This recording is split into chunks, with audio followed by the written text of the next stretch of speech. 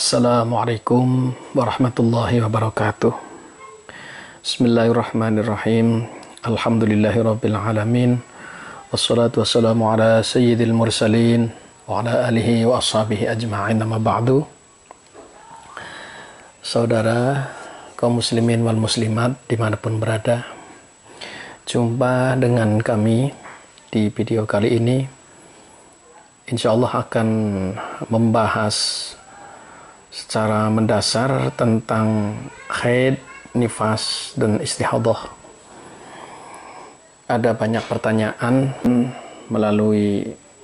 dari teman-teman melalui WA tentang seputar haid, nifas, dan wiladah. Sedangkan untuk menjelaskan melalui WA tentu agak kesulitan, maka kali ini melalui video ini mudah-mudahan bisa bermanfaat untuk semua kaum muslimin, khususnya yang membutuhkan tentang pengetahuan haid. Salah satu keterangan dari sebagian ulama mengatakan bahwa haid itu sebenarnya bukan hanya manusia saja, tapi ada satu keterangan yang menjelaskan tentang Allah menciptakan makhluk yang mengalami haid itu ada 8. Yang pertama adalah kaum wanita. Yang kedua, kelelawar. Yang ketiga adalah dob, yaitu makhluk yang hidupnya di padang pasir, sejenis biawak tetapi bukan biawak. Yang keempat adalah kelinci atau terwelu. Yang kelima, unta. Yang keenam, cecak. Yang ketujuh adalah kuda. Yang kedelapan adalah anjing. Sebagian ulama menjelaskan bahwa dari 8 makhluk inilah yang mengalami haid. Akan tetapi untuk selain manusia haidnya tidak tertentu. Wallahu a'lam. Ini hanya pendapat sebagian ulama. Mengetahui tentang bab haid itu hukumnya sangatlah wajib, sehingga seorang perempuan bila tidak memahami maka wajib untuk belajar kepada orang yang tahu.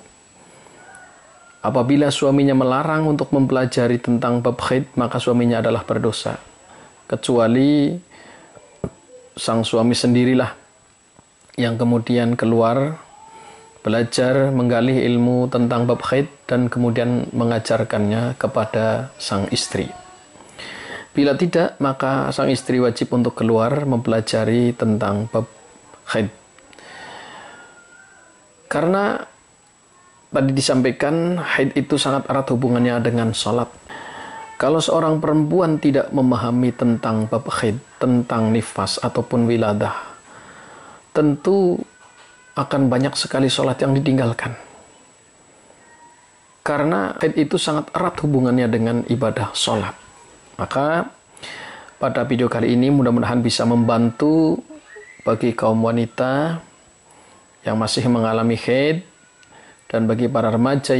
Mudah-mudahan ini bisa menjadi pengetahuan atau pemahaman tentang haid, sehingga setelah memahami nanti tidak ada sholat yang ditinggalkan. Karena kita tahu bahwa sholat itu merupakan kunci dari semua ibadah. In sholahat sholah sairu amalihi wa in fasadat fasada sairu amalihi. Bila sholatnya itu baik, maka seluruh amal akan berubah menjadi baik. Bila sholatnya buruk, maka semua amal pun akan menjadi buruk pula. Bahkan Rasulullah mengatakan, awwalu ma yuhasabu bihil abdu yaumal qiyamati as-salah. Kelak di hari kiamat, pertama kali amal manusia yang akan dihisab adalah sholat. Bila sholatnya baik, maka semuanya ikut menjadi baik. Bila sholatnya buruk, semuanya pun akan berubah menjadi buruk. Pemirsa dimanapun berada, haid itu bahasa Arab yang secara harfiah, secara lughat, haid itu artinya mengalir. Jadi secara umum apa yang mengalir itu ya bisa dikatakan haid. Tetapi yang dimaksud dengan Haid secara syariat itu adalah ad-dam al-khariju min rahimil mar'ati ala sabilil adat. Darah yang keluar dari rahim melalui farji, keluarnya itu dari rahim seorang perempuan. Dengan dasar kebiasaan, bukan karena disebabkan sesuatu sakit ataupun yang lainnya. Jadi darah itu adalah sumber keluarnya itu dari rahim seorang perempuan. Karena rahim itu setiap bulan harus dikuras kotorannya. Maka darah yang keluar itu adalah darah yang ada dalam rahim, yang kemudian kita sebut sebagai haid.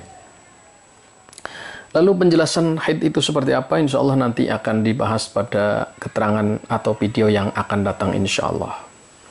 Sekian. Assalamualaikum warahmatullahi wabarakatuh.